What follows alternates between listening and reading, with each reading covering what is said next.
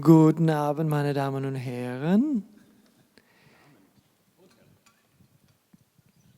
Guten Abend, meine Damen und Herren. Nice to see you. Thanks for coming to the round table. And in case any of you were not there yesterday, I'll say 3 or 4 words about what we're doing here. These 2 days are called the musical, in parentheses, Ethics Lab number 3, which is part of a research project entitled Musical, in Klammern, Improvisation and Ethics. And this is a 4-year research project, which is led by the trio on this side of the stage. My name is Christopher Williams. I'm a musician and artistic researcher. This is my colleague Caroline Gatt, an anthropologist. This is my colleague philosopher Joshua Bergamin. And we're working on this long project in order to investigate the improvisational qualities of ethical practices and phenomena, not only in music, but across a range of human activity, and focusing on music as case studies for that project.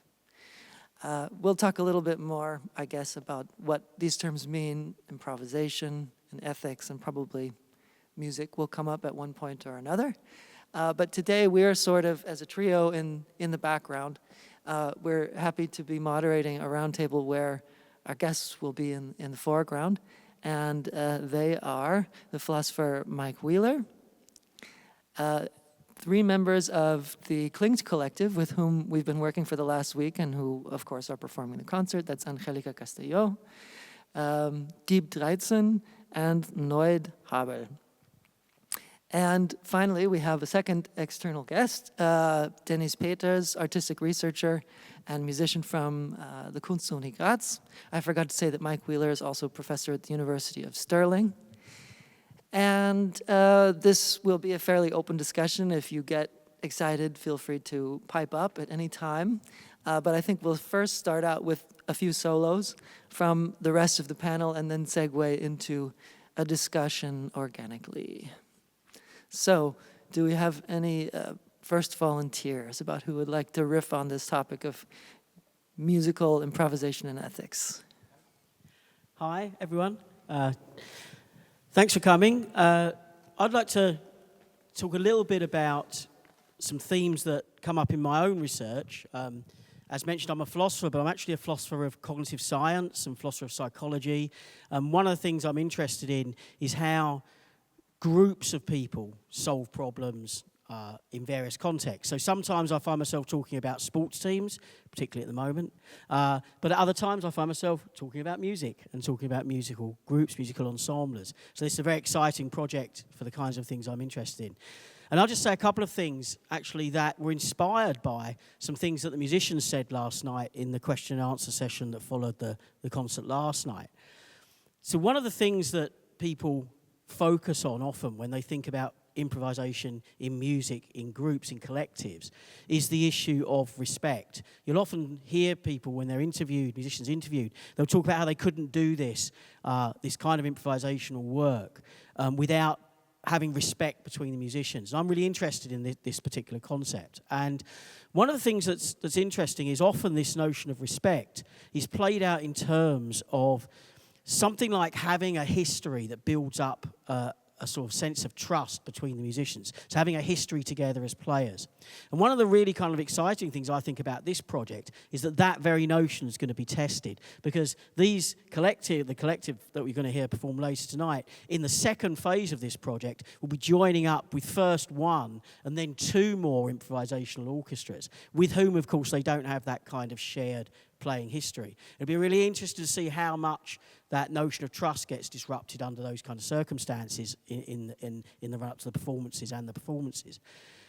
I think what's also really interesting is that when people talk about improvising music, they often talk about what's created by the group, what's shared by the group was mentioned last night. And often, we might think about what's shared by a more conventional kind of music playing as something like the song or the score or something like that. But here that's not the case. And it was really exciting last night to hear the musicians sometimes talk about themselves as a kind of self-organizing sort of dynamical system that produces these emergent structures that take place within a set of constraints that they set for themselves at the start of the performance, but beyond that are created by the interactions between the individual musicians, each of whom is making these very local improvisatory decisions as they play. So we get this idea of what's shared by the group is this emergent structure, a kind of self-organized structure that's produced by all these complex local actions and interactions between and by the musicians. And that's one way of thinking about what's shared by the group. Another way of thinking about it, this is the last thing I'll mention, what is how to sort of, in that you don't see the ethical, you don't hear the ethical. Where's this notion of respect coming along at this moment? Well, one of the interesting things here is that there is an ethical dimension to this, because another way of thinking about what's shared by the group, I think, might be a kind of sense of how the collective think about themselves, how they think about, in sort of more, in less loaded terms, what they do. And I guess what I think is that in collectives such as this, and this is something that would have to be tested empirically and might be denied by the very people on my right now. But one of the things that might be interesting to think about that group sense of who they are, what they produce, as what they do, as a kind of ethical ideal that the group kind of adheres to. And that as the music is produced in this really fascinating self-organized way, that the musicians are somehow kind of responding to that, evaluating what's being produced as something that matches, that flows from what they are, what they do, that represents them as this collective. And I think that's another thing that might interestingly be tested when the collectives work with each other, when the different orchestras work with each other. Will those senses that the different combinations have, different collectives have, different orchestras have, that sense that each of them have who they are, how will that interact? How will that combine in these circumstances where the different units work together? So I think there's sort of some of the really interesting issues that come up when we think about ethics and improvisation, inspired by what I heard discussed last night, which is really fascinating. And secondly, just looking a little bit forward to some things that are going to happen in this project later and how some of those themes might play out. Thank you.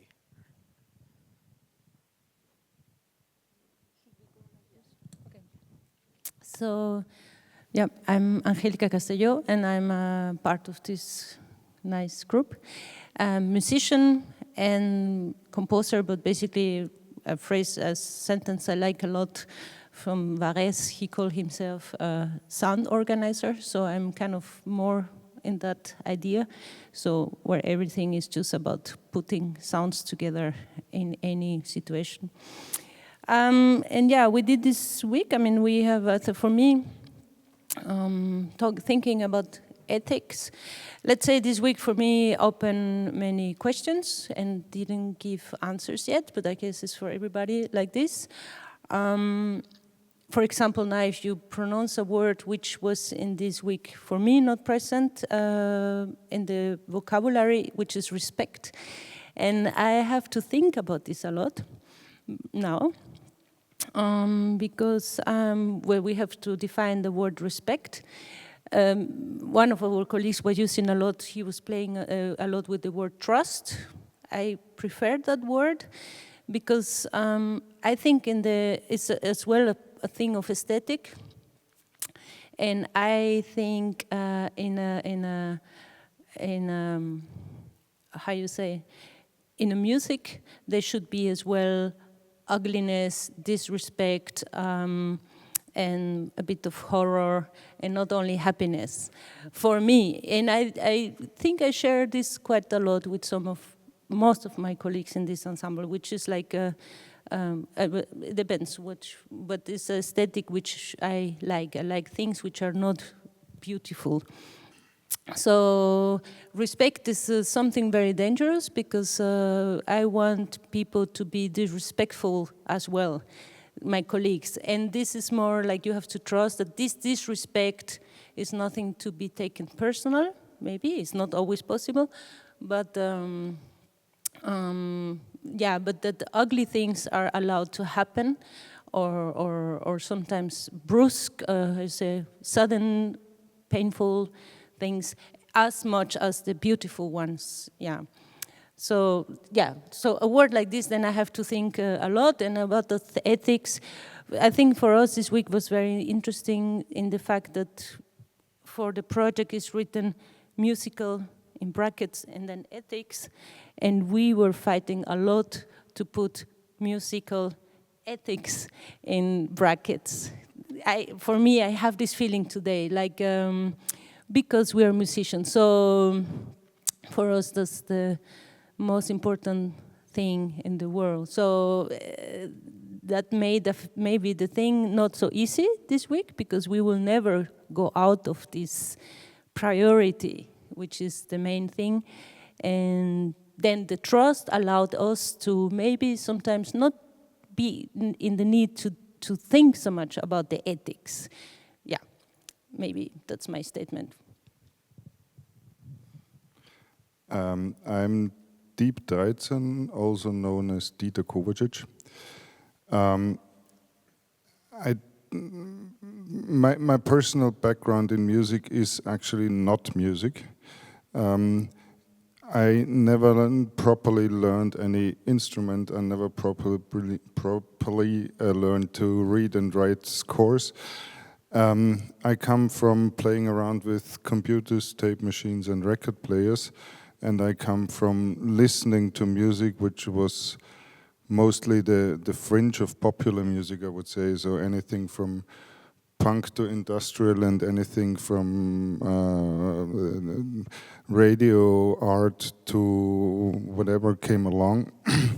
So I'm someone who never had, who did not start with a theory behind things and learn this theory and then practice it, but rather built my own set of tools, of instruments, of practices. And you could say ethics, you could also say Handwerkszeug in German.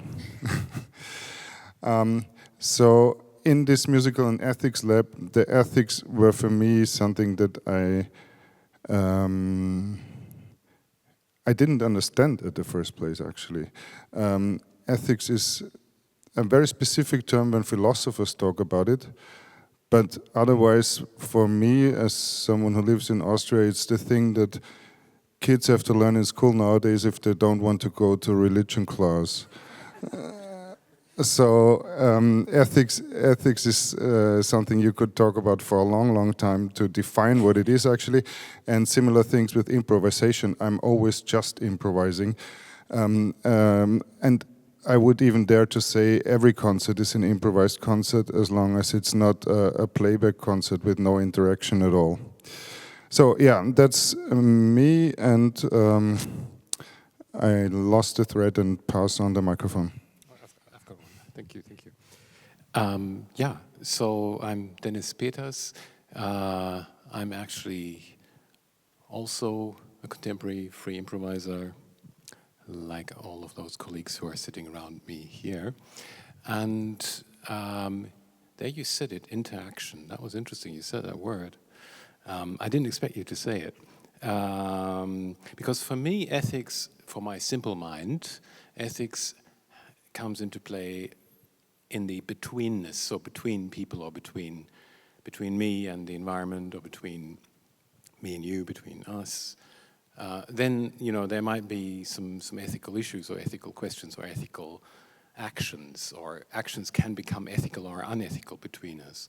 And so my improvisatory practice and research has been, for many years now, not in the large ensembles, but actually in duos and trios with all sorts of people from all sorts of backgrounds.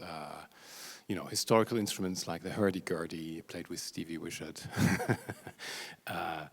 Unique instruments like Paul Stapleton's bonsai sound sculpture, or people who invent their own instruments like you do, building their own practice with a unique setting. You know, electroacoustic, acoustic, people from jazz, people from Vietnam, playing Vietnamese instruments, etc. So I've been playing in lots of very, very, very different ages. And the interest that I've had in this is what actually happens between us. And the thing that that was so exciting about the simple fact that one is playing with someone else is that it becomes, at least in the way that, you know, in my experience, it becomes very personal. It becomes a super, super, super personal thing. So before I was a pianist playing lots of solo stuff, as the pianists often do, the classical pianists, right? It's solo, it's all about me, right? And then, you know, I got sick and tired of this, and as I suddenly discovered for myself, it was like a revelation, how much richer it is to play with someone else, because you enter a narrative that is not your own, but it's also not just theirs, but something very, very, something almost spooky can happen, which is you enter an emotional territory together which you don't know, which you wouldn't have entered by yourself, which you didn't even know that was there. And maybe that is something that you also referred to, Angélica, before. Like, you know, when we say beautiful, sometimes we actually mean kitschy. Nobody loves the kitschy stuff, but sometimes the ugly can become beautiful. Yeah, so there's some beauty in ugliness and the other way around. So these things are philosophically probably, yeah, but with a simple mind, to have an openness to unexpected things and to uncomfortable things. That is what makes this exciting, but on top of this, to enter a personal, intimate dialogue with someone that you, in my case, don't know for 10 years, but actually know only for 10 minutes, and then you suddenly play with them, and it becomes very personal immediately. And the question is, do I develop trust, and how do I develop trust in this, in the moment? That's been very, very fascinating for me. So my question, and that's a fascinating part of my practice. So now yesterday, Angélica, you said, and I agree, the sounds that you were working with yesterday, or the way that you were organizing the sound yesterday together, it had this magma thing. So it's a metaphor, and it's not, you didn't say, you know, I could hear everybody in this. You said, oh, it's magma. It's a nature metaphor. So my question to the musicians of the ensemble would be, what does the personal mean to you in this situation? Do you actually work with that at all? Do you sometimes hear that somebody else is hearing what you just did in what they are doing? I mean, do you listen out for that was Angélica there, or you know, or does it not matter? And do you just go into this, you know, dreamlike state of not knowing who did what, or does it kind of come out, you know, what does the personal dimension of this mean to you? Maybe it doesn't mean anything, but I'm just curious. Maybe it's a question. but first, yeah, you're right. Yeah, hello. I'm Noid, also known as Arnold Haberl. I'm also playing in this Klingt collective. And like Dieter, I was not even very confused about the word ethical music lab, because I didn't really think too much about it, to be honest. I mean, when it comes to ethics and music, I was more thinking of, well, would you play on this or this occasion, like being paid by this or that oligarch or Red Bull, but on the other hand, as an improvising musician, this is not a very emergent question usually. It's a more theoretical question, so it's easy to be on the safe side. But of course, also this interaction between musicians is, yeah, it's like juicy with ethical questions, if you like to look at it like that. And there is a lot of things that I would say the International Society of Experimental Improvisers defined as a sort of norm. and there is things that are like personal, and there's things that subgroups define for themselves. But a lot of that is actually, I feel, very international. It's really, because this scene is very international, and we all collaborate with people from all over the world. And so, but this is more the general, how do we meet, how do we greet, how do we sound check, how do we think. And then of course it's also, I mean, in this interaction thing, I think the easiest interaction you can involve yourself into in an improvising setup is the thing that you can easily observe from the side, that one says hey, and the other says hello, and then I say hey, hey, and this back and forth, which is very simple and I think not so interesting, at least not for myself. I mean, you can make funny games with it, like if you're improvising, there's people running behind you. I always call it like that. So, and then I try to escape them. I mean, this kind of games, or like, yeah, there's all kinds of communication strategies, of course. And actually, it turns out that the not so polite one tend to be the musically more interesting, I think. And then I think that one of the most complex interactions is needed to produce something like one drone together, without like much more, one sound together like this. Because you have to communicate on so many different levels simultaneously. And from the outside it might be very difficult to say what actually happens, but I don't know, that's a question also to you, if you could observe, I mean, and then of course there is a lot of things, a lot of communication going on that produces no result, or no visible or audible result. So, I mean, the larger the group gets, I think, the more you have to, well, I'm not sure, I wanted to say the more you have to think about what you're doing, or the more you have to evaluate if it's okay, because if you do everything, it might become a big mess, which is also an option, of course. But what I was trying to say, that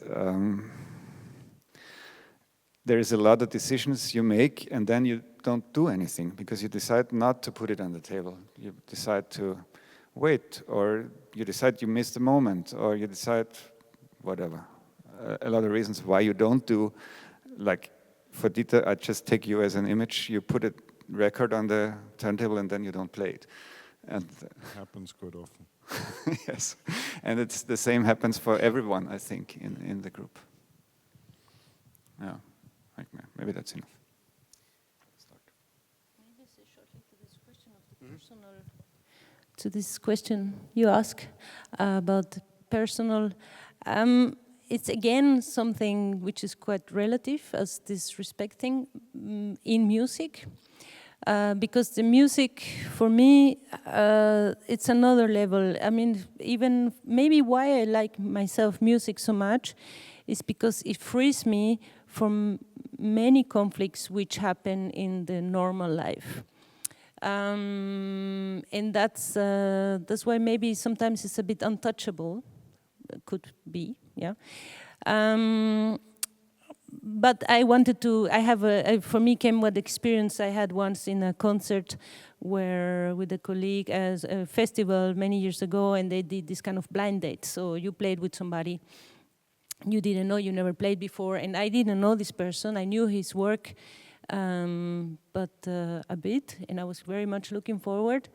And then we did sound check, which was not easy because this person has a completely different sound Vorstellung, the image of mine. And okay, it was difficult. So we had very different sound situations.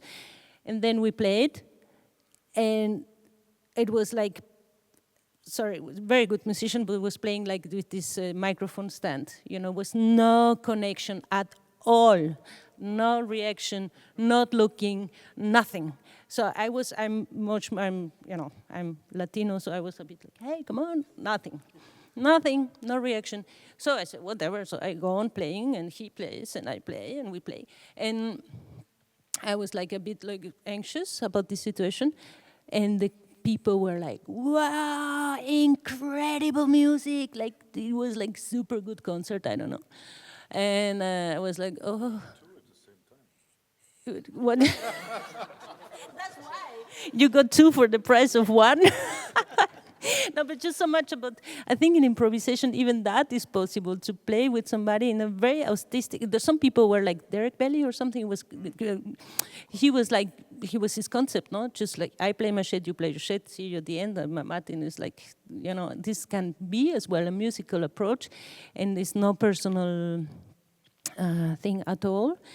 In our situation, is of course very, very personal, because we're all friends and a group and a community, and it makes music as well very complex. The reaction, the interaction, the emotional thing, and but we try very hard, I think, that it works, to keep these things a bit away. Basically, the things which are complex, I think. Since I still have the microphone, I also join in. And I remember that when we had the lab, there was the discussion about destroying instruments as a musical statement, a musical performance. And then someone asked Susanna, who is unfortunately not being able to join us tonight, how it would be for her to destroy her bass clarinet as a musical or performative, and she was so shocked she couldn't even say that it's not possible. And actually, I also had a discussion yesterday about how it would be to alter the instrument of someone. And for me, I was like, no, I can't do that. Because, I mean, the weird thing is, a lot of the music we play looks very detached, I would say, very cool, but there is a lot of personal research, I mean, we really undress ourselves in a way, and so we build up strategies to protect ourselves, and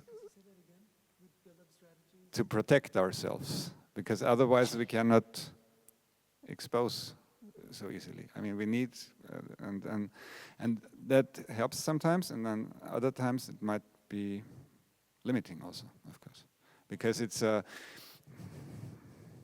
was this stupid there's this comparison between like American and Japanese death metal players, and how extreme you can get, and then it turned out the Japanese death metal players could go way more extreme, because they just come from the day job, put on the death metal jacket, and play the death metal concert, whereas the American death metal players really take it seriously, and it's their life, so of course there is limits. And yeah, so there's different strategies. Maybe. I was just say 2 things based on the conversations that have just happened. First, just a note. I think it's really interesting that the word, something like respect, can be heard in that way that's supposed to make it all lovely and beautiful. I think one way you can, and maybe this is the philosopher speaking, right? One way in which you can show respect for another person is to challenge them, is it were to provoke them. But it has to be on the background of trust. I think that's the thought. Otherwise that can be misread and misheard. And I think it's interesting to think in music how much of that is going on, particularly in the kind of improvisational context. And the other concept that, strangely, I haven't heard really brought up much, which sometimes you do when particularly talking to improvising musicians, is the notion of risk and how that works with trust and respect and so on. How much risk you think you're taking in your performance, and when it feels risky, is that when you're not sure that everything's going to coalesce into a kind of form that you can endorse as being what you want to do, or is the risk part of the excitement, part of the sort of delivery of that form? And I think that's a really interesting thing. And on the kind of personal stuff, I do it's a really interesting question, isn't it? I mean, there's these different views about what often is going on in skilled performance of all different kinds. And sometimes people think of it as a very kind of reflective thing, that you're constantly analysing and thinking in that very explicit way about what you're doing. And other people like to think of it as what some people have started calling the flow state or something, where you kind of lose that reflective kind of engagement, but at the same time open and you're adaptive and you're hearing, but not in that very explicit way where you're thinking about every move.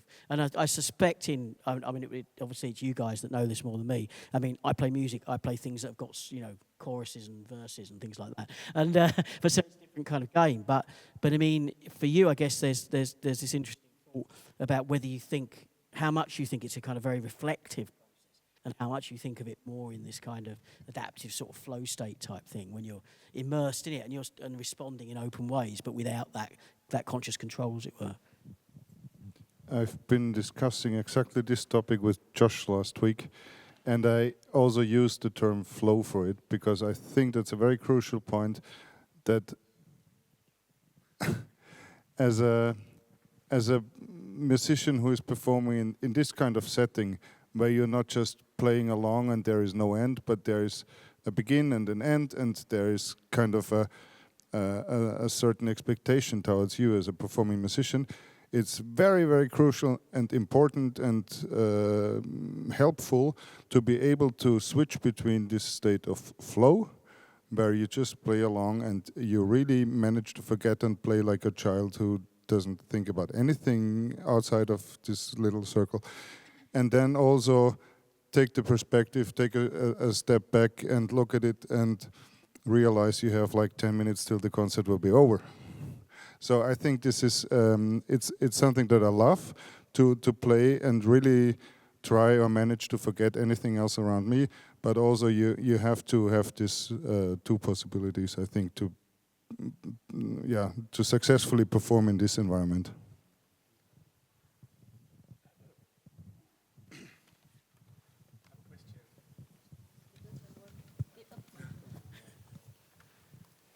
So I have a question coming back to the ethical side, and one thing I've been exploring a lot, or we've been exploring a lot, is this idea of not having a sharp line between ethics and aesthetics, or actually these are the same things, and that our ethical values are things which are demonstrated in all the choices we make. So the clothes that we wear, or the jobs that we choose, the gigs that we choose not to take because it's sponsored by an oligarch, but all of these things they endorse a value. They the choices we make say, this is a way to live, this is a way that I want to live. So obviously, reading ethics like that, it blends very easily into aesthetics. You will make certain musical choices because it has a value to it. And so I'm very interested on this theme of beauty. So you explicitly said you go for, or you want to question what is ugly, what is disrespectful. And I'm wondering what those choices you make in the music, what they might say as a value that you have as an artist or as a person.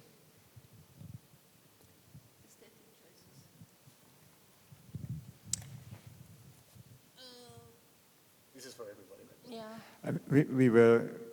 We've been discussing that on the review day, with the idea of the punk state of mind, that you declare the ugly the new beautiful. And beautiful is not something that is like predefined and we just accept it. I think also from a practical point of view, to be able to take decisions intuitively, you have to train your sense of beauty and your sense of aesthetic, because basically, I don't trust too much in an artistic process, I don't trust too much the decisions that are based on taste. And a beauty or not beauty decision is a taste decision. But these decisions are inherently very conservative, I think. Because you would never declare something new that's really new in more than one aspect, I would say. Beautiful, because you're not used to it. You have to, so you have to adjust to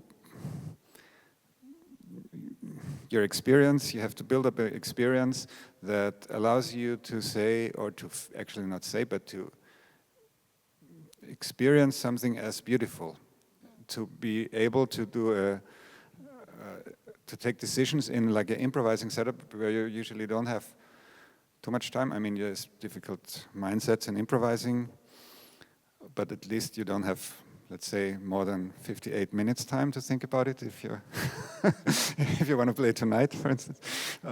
So you have to be fast. So there is a certain thing of you have to be fast, so you cannot think it through all the time. So you have to trust in your instincts, in your experience, in your instincts. I said that was intuition I wanted to say, actually. Yeah, I mean, I was like this, it's very beautiful. It's not so much about the aesthetic of things, or it's true that the words beauty and ugliness are very dangerous, but I used it in this context in purpose, just to say like everything is, and that's why music is so special, because even what is allowed in music or in art is not so easily, we cannot do, I mean, let's say if I'm very brutal in music, I can kill somebody, and it's okay, no? Or I can be as brutal, but I can do as well, I can create a beautiful landscape, a special landscape, let's say, forget the word beautiful, but a natural moment, organic moment, which reminds a specific state of mind or feelings and la la la, or happiness or sadness, and all these things, it's allowed, and sometimes you can even go over borders of public.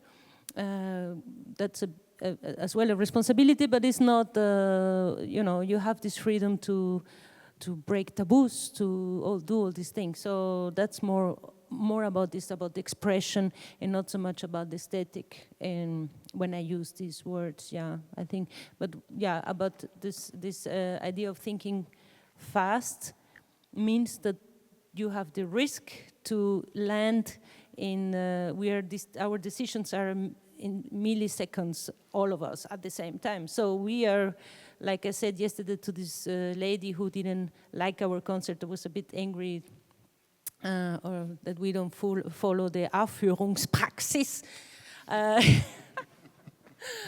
And I said, yeah, well, but we are landing, we are jumping in the down the cliff without parachute, you know, it's like, and that's very risky. We don't know what will happen, and yeah, can be everything, yeah. Just a short remark, the word Aufführungspraxis and the reaction of this lady yesterday, I think for me it was very much a cultural thing and not in the sense of general, national, whatever culture, but there is a specific way to, or a specific expectation if you go to a Wien Modern concert. And we were slightly outside of this thing. And this is not just an aesthetical decision of people, but also an aesthetical decision of social groups. And we did not fulfill this specific, I would even say, bourgeois expectation of Aufführungspraxis. And that's why she became a bit angry. And this brings me back to the question of ethics. I think a lot of what we discuss under the word ethics here is actually cultural aspects of behavior. So for me, it's very hard often to distinguish when you say ethics, what's the difference to a general cultural behavior, to a general cultural question, just something that we usually do automatic or however without thinking about it too much. Yeah. If I can just reply very quickly and then open it up to people who might have questions. So, for example, in anthropology, for a very, very long time, the question of ethics wasn't really posed because from 1918 on, with Durkheim onwards, the idea of how a culture works is that it gives you a map of how you should behave, and therefore morality and ethics equaled culture. And this idea was that you basically followed what you socialized into. But obviously, as like the theories swapped each other, there's this idea like, okay, but how does social change happen at all if cultures are so determining, right? And so at the moment, the way that anthropologists are interested in culture is they look at this sense of striving. What is this constant, like, I could do it this way, I could do it that way. Even within a very structured context, choices are, even tiny, tiny choices might plague us for years. Oh, I said that word in that conversation 5 years ago. Fuck, did I offend her? And, you know, or I did this thing in that performance with my colleagues, and should I have kept back? Or so this sense of striving, right? And how do you pick up bits and pieces from here and from there, and how actually cultures are constantly being like bricolaged, brought together from here and there. And I think my question is also to us, whether this is how we experience it. Do we experience ethics as a struggle, or have we sorted ourselves out? But I should be stopping, because my point was to invite questions, not to talk. So. Übrigens, sprachtechnisch, wenn es Fragen auf Deutsch gibt, dann können viele hier auch Deutsch reden und wir können unter uns übersetzen. Ja? Are there any questions? Are there any questions? It's not really, hi.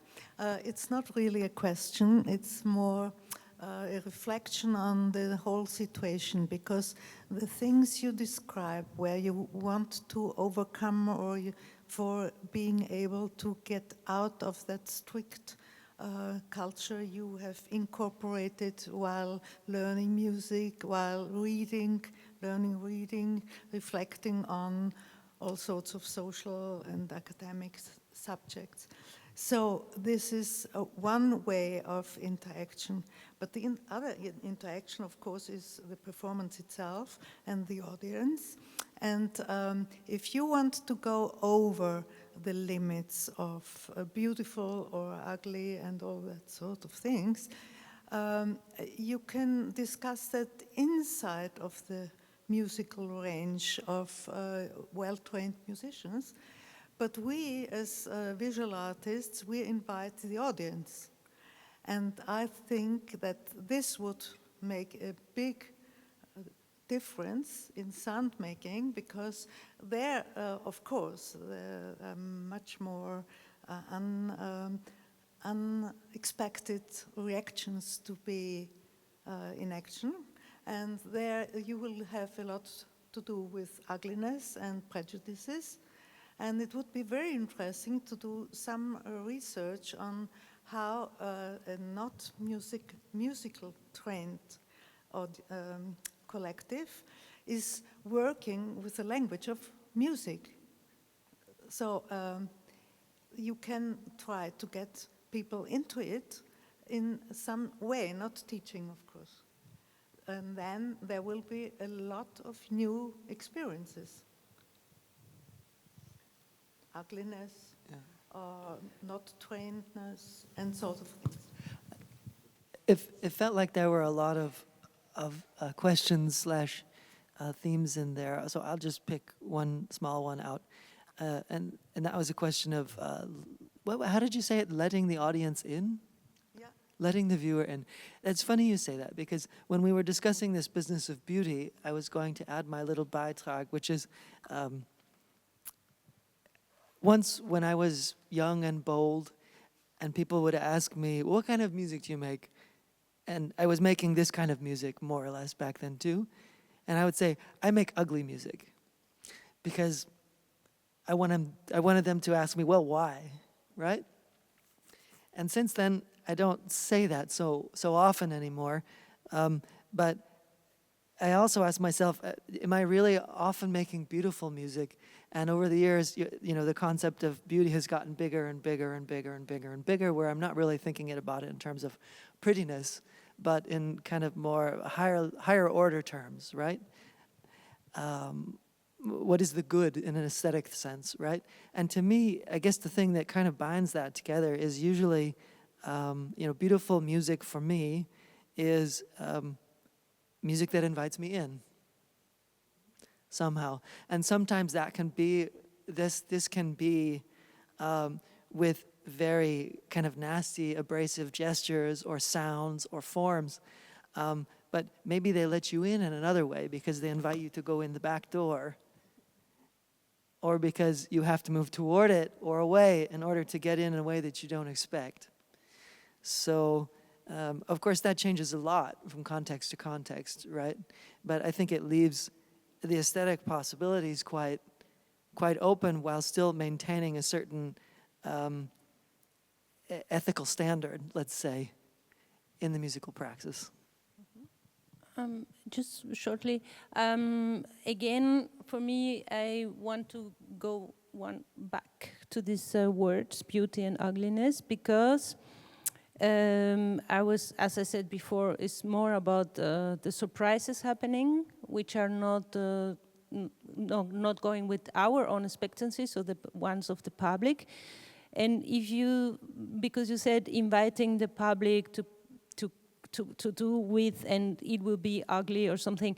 There are two examples for me which show that this not even a question, because there's one, is the composer Cornelius Cardew. He was working only with amateurs, and this was the big aim, and this music became a very specific, fantastic music. Let's forget the word beautiful, but with all the range of things. And me, I might say, I have been improvising with children a lot in my life, and I'm a recorder teacher teaching the worst instrument, Blockflöte. I love recorder. I'm very proud of that. But these moments could be like super tricky, improvising with Volksschul class, improvising on the sopran recorders. Believe me, that sounds. Yeah, you know. But I have experience with these children extremely magical. I have my best recordings of musicians improvising is. I don't want to elevate children or special. It's really, the thing is like this natural working with sound. And so for me, it's not an issue. I mean, I have done this as well. And with public, then it becomes another social component, which for me wouldn't be so interesting for the way I see music, because it lost the intimacy, and I need intimacy for making this music. That's very, very important. Yeah, Josh was asking me, maybe he was asking everybody, we didn't talk about what he was asking in the group, but how I think it's possible, or if I think it's possible to teach improvisation, and I think it's a bit related to that, and my personal view is it's kind of difficult. I mean, it's possible, but it's difficult, and I came up with this analogy that it's a bit far-fetched, but I would call myself a Catholic atheist, because you have to know what not to believe in. And I think it's very similar with music and with the expectations. And I mean, there is something you can maybe only achieve with amateurs who are not trained, but how far do you get? I mean, I think this is just moments, because you need a sort of structured approach to sound, and so, and our perception is only fine, has only a good resolution in the things we spend time with. I think if we work a lot with sound and with differences and with details, we get a much higher resolution on this parameter. And to go further, you need some material to work with, and so I think that the resolution part is a big thing in that. Maybe just to add, I have made the very same experience that with people who are not trained musicians, or not even routined, untrained musicians, but really somebody who's kind of only doing stuff for themselves and then suddenly playing with me. There might be these moments of very high resolution. They're unstable, yeah. So people aren't able to reproduce or maintain or anything, but they happen, and that's quite fascinating. They happen, although you think the skill isn't there. Yeah. What I was going to say, thank you for raising this. I don't know about your practice, because you're saying, okay, you're involving the audience. I was thinking yesterday, actually, maybe I should do this thing where for a year or so, every fortnight, I say, whoever wants to play with me, I'm there Friday, I don't know, 6 o'clock, 5 o'clock, just let me know. And we do a duo, okay? Offer to everyone here. I'm coming. Yeah, so yes, it could be really interesting to open up that practice that we usually establish between a select group of people to audience. Susanna Gartmeier, who unfortunately can't be here tonight. Does that, I'm sure she does it. And she does exactly this. They have a thing called the Monday Improvisers Session, which is an open format. It's not a random jam with anybody, but it's an open format where you can just come, bring your instrument and say, I'm here, I want to play. And groups will be put together and play on stage. So that's one format that works very well since 15 years now or something, like quite a while, every Monday in Celeste, if anybody wants to join. And yeah, just wanted to add this. Unfortunately, she cannot be here and explain it because she's sick, but yeah. Yeah, I live in the province in Graz. So. There is a similar thing in Graz. I think it's still existing. Improvisers Orchestra. No. Patrick Wurzwallner runs a concert series in the Forum Stadtpark. It's not Monday, but it's Monday also. Okay, yeah. So he knows. I don't mean to break up the party, but we are coming to the end of our hour, and I'm wondering if anybody has any final burning question. I wanted to answer. Can I see if there's anybody else who has a burning question before? No? No? Please go ahead. So what I meant was not exactly what you were responding. It was very interesting for me. What I meant was the aspect, the more philosophical part of the arts, where democracy is on the stake. I mean, you open up, and you open up in between you and with music as language, with practice and all the reflections around that. But there is the audience always, not always, but there are the people, and you are sort of making a field experience in between you as a certain type of people. And the people are the musicians, I mean. And but it has to do with that opening up and the reflections on ethics. It has to do with the society nowadays and what we bring in. And so that thing we want to bring in is not only based on music. That's what I mean with me as an artist. I tried to make something I never could find the place and do it really. It would be interesting.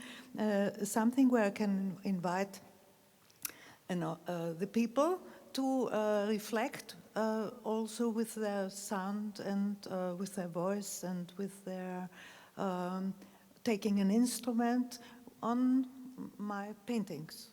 But a lot of things around that. I was interested in that reflection of what is democracy in our way of living in arts.